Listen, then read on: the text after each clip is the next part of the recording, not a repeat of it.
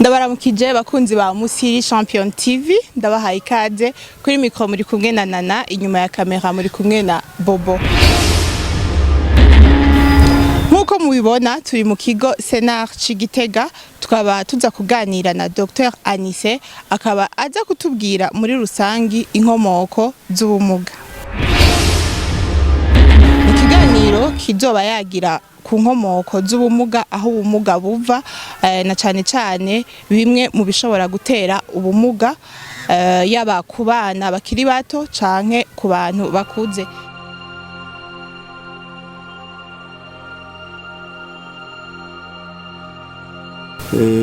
Jewe ndumuganga nitwa Nibaruta Anise, ndi umukineziterapeute, nkorera ngaha mu kigo Senar, ikigo cy'igihugu Igitega, kuri Centre National d'Appareillage de Rééducation.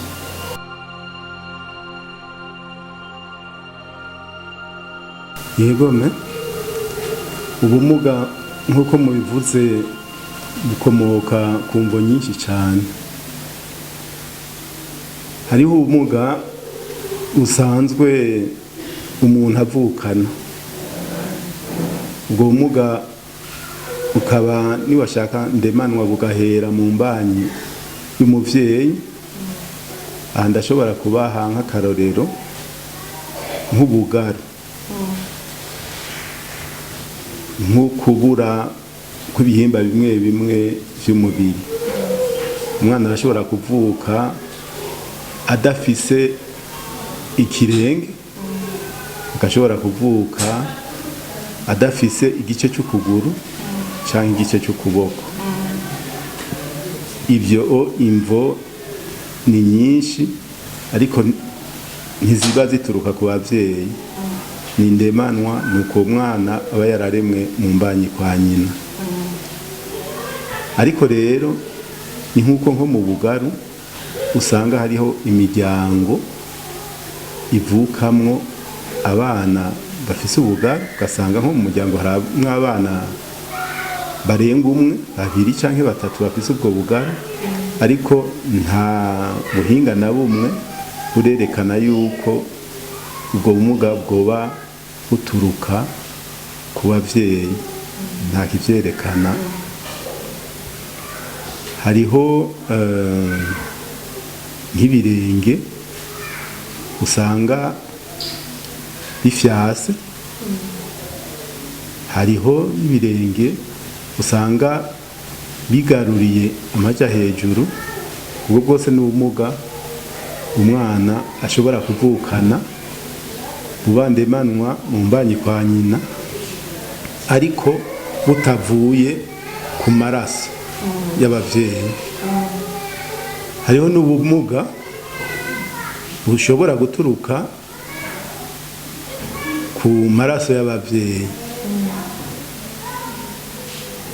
Abavyeyi kumbure bagashobora kugendana ubwo bumuga mu maraso yabo, mu majene niko novuga, ariko rero bukaja kubonekera ku bana babo. Kubera iki? Kuko kumbure abo bavyeyi bari babusanzwe babugendana butaboneka, bamaze kuba babiri bugaca buboneka kuko babaye babiri. Aho ndaguha nk'akarorero ni nk'indwara bita myopathy. Iyo ndwara myopathy do Duchenne ni indwara iza kuboneka buke buke, umwana akagenda aramugara buhoro buhoro uko azogenda arakura, ariko akiri nk'ikibunduguru ukabona yari umwana nk'abandi. Ubwo amaze kumara nk'imyaka 12 n'itatu ukabona agenda arasubira inyuma, bikanka ko atambuka. Ni nk'indwara itera ubumuga bita hemofili. Iyo ndwara nayo ibiri mu maraso y'abavyeyi, bakayihereza abana babo, ariko kuri abo bavyeyi itaboneka namba.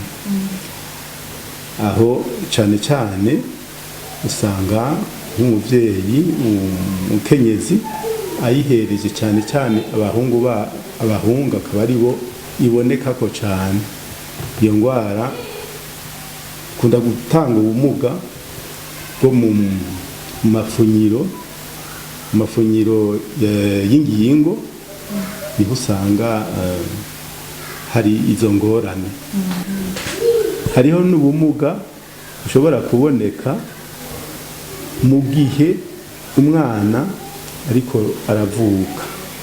Kumva twahereye mu mbanyi kwa nyina, gasubira tuza mu mvo zo ku bavyeyi, hanyuma dushitse aho nk'umwana ariko aravuka.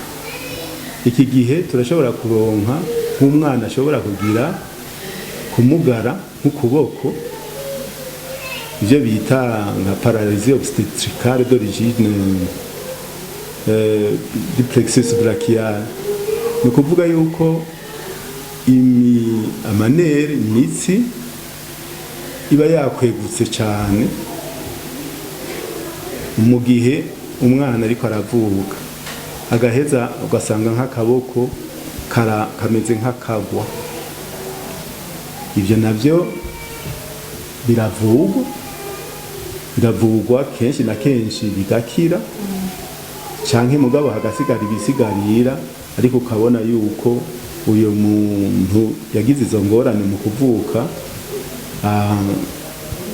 yibeshejeho ukuboko gukoresha, reka mbere kuri bamwe ntumenye yuko yigeze kugira n'ubwo bumuga.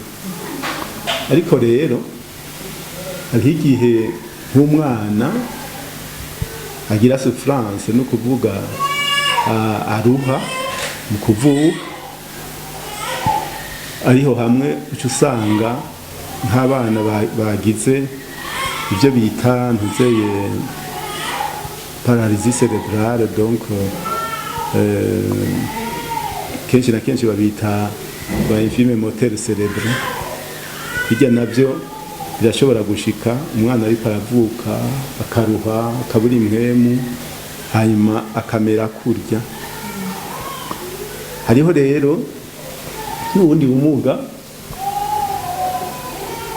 novuga uza kuza mu buzima bwa minsi yose, umuntu amaze gukura akabaho.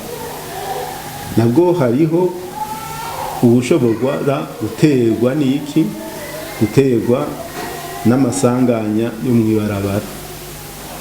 Urabona umuntu ashobora kugira isanganya ryo mw'ibarabara akavunika, avunitse birashobora gushika yuko igihimba c'umubiri gitegerezwa kuvako, amputation nk'ukuguru ugasanga igihimba kivuye. Muri icyo gihe urabona yuko baca bamuha proteze agashobora gutambuka iyo yamaze gukira.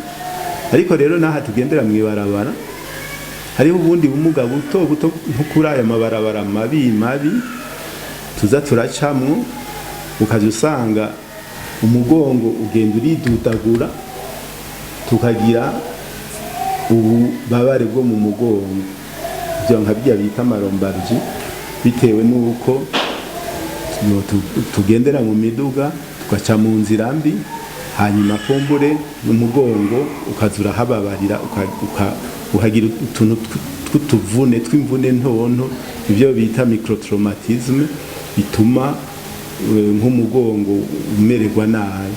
Nacyo gituma kenshi na kenshi bahora bahanura nk'abantu bagendera mu miduga, kenshi nk'abashoferi baca mu mabara mabi ko bagenda bambaye nk'imisipi. Hariho imisipi yabo ushobora no kubakorera no ngaha.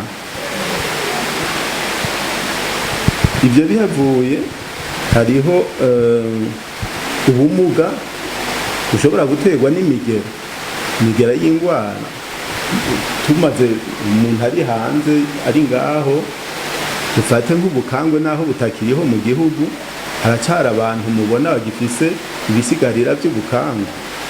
Ibisigarira by'ubukangwe rero n'umugera, ngo uretse umugera hariho nk'umugera wa ribeole ushobora gutuma n'umwana ashobora kuba nka bamwe twabona kare nk'umuyense, hariho iyi migera ya tuberculose osseuse akarorero, igituntu cyo mu magufa kirashobora kumunga igufa bigatuma kumbure igice cy'ukuguru cononekara canke icyo gituntu kikabuza yuko iryo gufa ribandanya rikura ku buryo uzosanga nk'amaguru y'umuntu atareha canke mbere rikazorika cyane ku buryo atana akamaro yuko icyo gihimba cogumako kigapfuma kivako bagapfuma bamuha proteze azogenderako. Ibyo ni iby'imigera. Hariho nk'uyu mugera w'intuzeye wa paludisme, malaria igisanzwe. Iyi malaria irashobora kuba malaria ifata malaria cerebrale, ifatira mu mutwe, igafatira mu manere, ku buryo ushobora gusanga iyo murwayi agize ibintu bya pararize, ugaca usanga ategereje gufata umwanya munini wa redikasiyo kugira ngo bamukoreshe kine kugira ngo azosubire gutambuka, kandi nawe nyine hari igihe asigarana igisigarira nawe nyine. Hariho aha nariko mvuga ubumuga buba buvuye ku ndwara, ku migera, ariko simpejeje kumbure hariho n'iyindi migera itari mike ishobora gutera ingorane za pararize. Hariho indwara zisanzwe, indwara nibashaka zitandukira, ariko indwara novuga chronique non transmissible, indwara zitandukira ariko umuntu agendana igihe kinini kandi zitandukira. Ibi bigatuma nk'umuntu acibwa nk'ukuguru. Aha ndashobora kuguha nk'akarorero nka diyabete. Muramaze kubona kenshi nk'abantu bategerezwa gucibwa amaguru kubera bagize ingorane za diyabete, nk'ibintu bya hypertension arterielle. Urabona birashobora gushika yuko umuntu ashobora kugira nkasanga uruhande rumwe ntashobora kurukoresha. Kubera iki? Kubera ingorane za hypertension. Aho nciye hejuru sininze kwinjira ingene bigenda n'igituma uko bimera. Hariho nk'indwara za kanseri, nazo murazi yuko zishobora gutuma ibihimba bimwe bimwe by'umubiri bashobora gukurako nk'igihimba kugira ngo iyo ndwara ntibandane. Uwo muntu rero akazokenera kuronka icyuma nsimburangingo kizomufasha kugira ngo ashobore gutambuka. Hariho n'ubumuga buva ku ndwara nibashaka ziba zisanzwe zigize ibyo no kwita maladie, simbona ingene zivuga maladie auto-immune. Zishobora gutuma umuntu agira nk'ingingo ziwe zikamererwa nabi, nibashaka zikamera nk'izifatanye, ntashobore kuzikoresha kubera afise ama inflammation, bigatinda bikanka, ingingo zigatinda zikamunanira gukoresha kubera iyo ndwara ituma nk'ingingo z'ivyimba.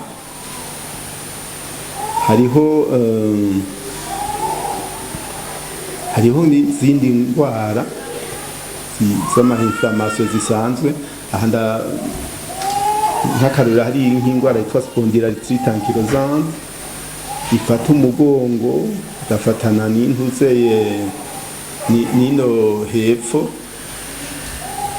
umuntu akagira umugongo umeze nka kujya mbega bambuni nka kujya k'umusunu niko novuga ko hariho indwara nazo zituruka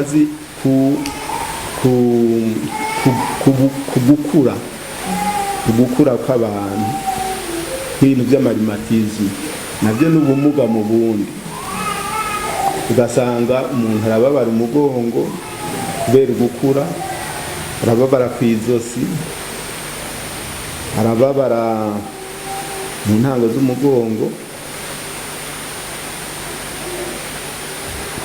Ibyo byose umuntu turagerageza tugapfufahaza. Ega hariho n'ubumuga bushobora kuva ku kuntu twebwe dusanzwe amasanganya, novuga ko ari nk'amasanganya y'akazi. Aha nko kwa muganga urashobora kubona abantu ntibarimwe kumwe, naho babigisha bati mu gutera urushinge uraraba aha n'aha n'aha. Hariho igihe ushobora kugira isanganya ugasanga nk'urwo rushinge barucumise ku gatsi gatuma nk'umuntu aduza nk'ikirenge, ugaca usanga ako gatsi karamutse gakomeretse, nk'ako kanere gakomeretse. Birakunda gushika, ariko si kenshi cyane, ariko muba mumaze kubona ko naho benshi bavuga ngo namugajwe n'inshinge, ntiziba ari inshinge, burya iminsi yose si inshinge, mugabo n'urushinge birashika rukamugaza umuntu kubera cyane cyane baba bacumise ku gace ka sciatique canke kuri iyo nyene. Muri ico gihe uzusanga nk'akarenge karegarega, nabyo turagerageza tugasubira tukagerageza tugasimira, byanse tugatanga apareyaje. Nubwo n'ubumuga buturuka ku isanganya ry'akazi. Muganga, watubwiye indwara nyinshi zishobora gufata umwana akiri mu nda, canke uratubwira n'indwara zishobora kumufata ariko aravuka, uratubwira ubumuga bushobora gufata umuntu amaze gukura, yamaze kuja mu buzima, utubwira ubumuga butandukanye. Ariko tubwire nko muri kano karere ukoreramwo, ngaha ukorera, ni izihe ndwara cyane cyane ubona ukunze kwakira cyane cyane kuri abo bana bakiri bato? Cyane cyane ni indwara mbere ni ubugaru. Ubu abana bavukana nari nabuvuze, ubugaru by'ukuri ni bwinshi buriho. Ubugaru urabibona na hajya inyuma gatoya hariho icyapa cyabwo. Burya turabwakira cyane, tubwakira ari bwinshi. Ariko rero hariho ubundi bumuga bwobwo nuko buzanye umuntu ariko arakura, ntitwari bwanabushike ko mbere sinari bwanabuvuge. Ni ubumuga bw'amaguru, ajya bakunda kwita mu ntuze ngo bagaposho, nabo bakunda kwita babitege.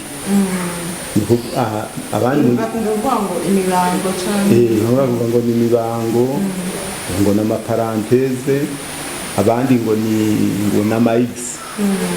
Burya turakunda kuburonka cyane mu bana, turaburonka cyane nuko atabiharumvise hamwe ndondeye nk'aho twagiriye nk'ibiharuro no bikubwira ni benshi cyane, tubaronka ari benshi cyane. Ubwo mu bana turonka ibyo bice bitatu, hariho ubugaru, hakaba n'iyo n'ubwo bugaposho, ariyo mibango, hakaba n'ayo ma X ariyo bakunda kwita babitege.